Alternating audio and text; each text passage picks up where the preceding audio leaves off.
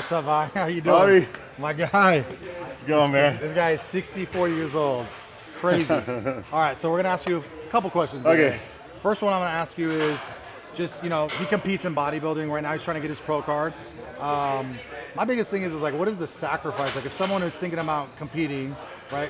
What are some of the sacrifices you make, especially being your age, being in the shape you are in? How is it eating? What are the sacrifices that Well, you make? eating's one thing, and that's really important. Getting the meals in and being on a bulking off-season improvement diet is to make sure you get the calories in one way or the other. But eating's important, but I think for me a lot of it is being in the gym and being consistent. And being consistent in everything. I mean, everything in life is consistency if you're going to be successful. And fortunately for me, like you mentioned my age, is that I haven't had any, I've got a shoulder that's been stiff for years, but I can get through it. I just can't do shoulder press, but I can do everything else. So that doesn't stop me or slow me down. But it's being injury-free as much as possible. I was gonna say that's the biggest one because that's what I'm dealing with right now. Is I wish I would have took like the mobility and warming up and doing that stuff. I wish I would have took that more serious. So I look at guys like you and I'm like, dude, how are you doing this at the age you're doing it, right? And like I understand like the sacrifice because you've already had a kid, so he's had kids and he's had all that stuff. That's kind of past you, right? Right. His son actually plays in the major leagues or did play in the major leagues for the Giants. So you don't really have to deal with that side of the sacrifice, Yeah. I feel like. But I feel like you still have a lot of things that you got to do on an everyday basis, like eating your food. I see a lot of times you bring your food in and you eat it here. Yeah, that's one of my meals. It's the white rice, the rice cakes, the peanut butter for protein, and a couple scoops of protein, and then my supplements, my BCAAs. But I'll stop to do that at 7:30, even if I'm going to be here till 8:30. Get that meal in. Do you ever miss that meal? Never miss it. Never miss that meal. No. So I think the biggest thing is, being consistent, like you said. But I think to be and to look the way you look, you can't miss meals. You got to be on top of it. Like you take it like you're a professional, right? You're trying to go out and become a professional, and I think that you got to do everything like a professional. And I feel like even before you started doing the bodybuilding stuff, you were always a professional with how you ate. You have always looked good. It wasn't like all of a sudden you were like, oh, I'm going to compete. I think I came up to you and was like, hey, you should start competing. I think you do really well. And then we kind of went from there and really cleaned everything up. And now you're at the level you are, Yeah, I've been with you for a few years now, and you saw me back in the days of 24. Yeah. You've gained how much weight? I've gained since my last show in July. I'm up 31 pounds. 31 pounds. I mean, and that's hard. They say, once you get to a certain age, it's harder to put on muscle, right? Yeah. Everything's harder. I don't care what anybody says. I'm in my 40s now, right? And it's hard for me at my age to put on muscle and do stuff. So I can't even imagine, the obstacles that you have and what you've gone through to be able to get to where you're at. Well, and one of the obstacles to talk about, and I mentioned 24, those commercial gyms, I would almost cut the progress in half. Coming in here and working out with the equipment you have here, way different. Yeah. I mean, I come from where I live, which is 20 minutes away, but I'll come here Saturday afternoons. I'll do legs in the morning, and then Saturday afternoons I come here just to do back, because the equipment is just, it's off the charts. The equipment's nice for sure. I think that's really helped me. I mean, last off season, this off season, but being consistent and being in here, and then working with the equipment and knowing how to work it. Yeah. I just maximize every set I can. Yeah, I think having a gym that's not super packed and super busy, you're able to, we're able to even have a conversation without 20 people coming over and, being in your space, right? I think there's a lot of room. As you notice, there's like no one on the treadmills right now, at least the Stairmasters, there's a few people on the treadmills, but there's always room to do whatever you need to do. There's always a platform available. There's always a bench press available. There's always stuff, and I think that as a bodybuilder or someone who's wanting to take it super serious, this is a great gym for you because you're able to get on the stuff that you need to get on. Yeah, and me working out by myself, I like that because I work out at a fairly fast clip, so I can keep cardio going on a hit.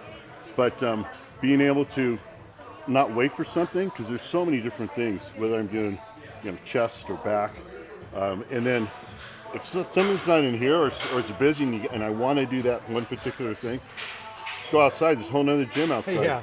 Yeah, I love it out I there. see. It'll be frozen. I mean, I'm telling you I- guys, it'll be so cold. It'll be raining, and I like walk out there, and Vi's out there working out. So like, Yeah, you the know, decline bench, the press is out there, and then the assisted pull up. You know, Yeah. that's another thing. I was jumping up and doing pull ups, and once I hit 15, that was kind of a goal of mine. So I hit 15, and then after that, I noticed, you know, just jumping up and doing it. That might not work. Yeah.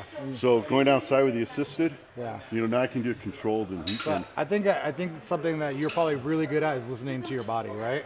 I feel Totally. like you're probably really Yeah. good at that at this point now Yeah. in your life. I think the other thing I was going to say with you, I could see obviously the consistency's there. You listen to your body really well, but I think that you like just live the lifestyle. Like you really are. This is like, you know, who you are as a person, right? I think a lot of people kind of it just is. do it just for fun, or I think even before you competed, like you love fitness, right? I think Right. it was really instilled My in whole- you, and you show that. My whole life was fitness, and then I had my knee replaced, and after that, I couldn't do a lot of the outside activities I did, so I started weightlifting. Yeah. And then I could see the progress, and you know, genetically I'm blessed too, with my mother being Samoan and Yeah. my dad strong German. Yeah. So with that mix, I've, you know, Yeah, I mean, you breeded out a Major League Baseball player, and you look the way you look, so I think your genetics are pretty good. I think that, you know, the biggest thing I would take away from just you as a person that I've met you, you're obviously very nice. You come in here and, you know, you kind of, I always tell it, you're like the mayor of the gym, right? Yeah. But I think the other thing is that you're just really good at being able to help a lot of people around you. So my biggest thing is what's that one tip? If you could just give somebody one little tip to like outside of diet, like what are you doing? You know, is it lateral raises? Is it, you know, you got a big chest? Like what's that one tip you could give someone that's watching this that they can go, oh, you know what, I could be like him or I could look like him. Well, the one thing with everything is try to do everything technically right. Yeah. So Because form. Right, form. And I know you've shown me about doing the lateral raises Yeah. and not using, you know, not using your traps. Yeah. So there's a lot of different things like that. Even what I was doing with the rear delts over here, you know, making sure elbows and Yep. chest up. So little things like that I've passed on to others. But first thing I tell, especially people that are not sure if they're doing it correctly. Yeah. First, do it correctly. Yeah. And then do the correct weight. Yeah. Either people try to do the super heavy weight just Yeah. to put it on some content, or else people do too light of weight. And then I see there's a number of people that work out with other people, and I know they're not getting the workout that I am. Yeah. And so there's other people, other guys that are competing, want to compete. But that's another thing I'll tell them. If you're going to work out with someone else, make sure it's you're on the bench, they're on the bench. Yeah. Yeah. Because all that time wasted, you know, Yeah. you sit there and then before you know, you're like, yeah, let's go do this. Yeah, intensity. Basically, that's the Yeah. one thing I've learned is like I would say that my biggest tip in what you're saying is the intensity you have in the gym. And that's why another reason why I think this gym is really important is because you can be intense in here. You can get in and out. 45 minutes is what they say, right? I used to, when growing up, wanting to become a bodybuilder, I'd always read, dude, intensity, intensity, intensity. Get in the gym, get after it, and get out. Don't sit here and talk, you know, don't do too much, right? Just get Right. in and get out. So I think that's the biggest thing is intensity for sure. Well, that was the second part. Yeah, it's technique, and then it's intensity. I mean, you got to be pushing yourself those last few reps. Yeah.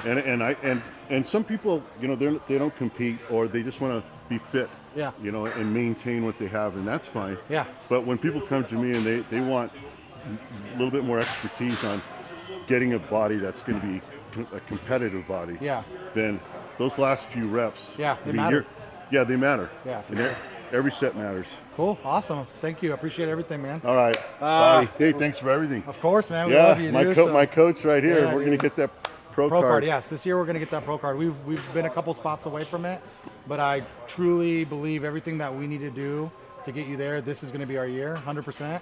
And yeah, I'm excited because I know a lot of people do look up to you. I get so many people that come in this gym and they're like, how is that guy 64? He looks great. You know, you motivate me. I look at you and I'm like, man, if I could look like that when I'm 64, that'd be great. I'm over here with a bum shoulder right now, but you know, Yeah. it's motivation and it's cool because not only do you look good, but you're a great human being and you're so nice to everybody. And that's the type of community we want here at the lab. Well, and that's the third thing is the community. I love it here. Yeah.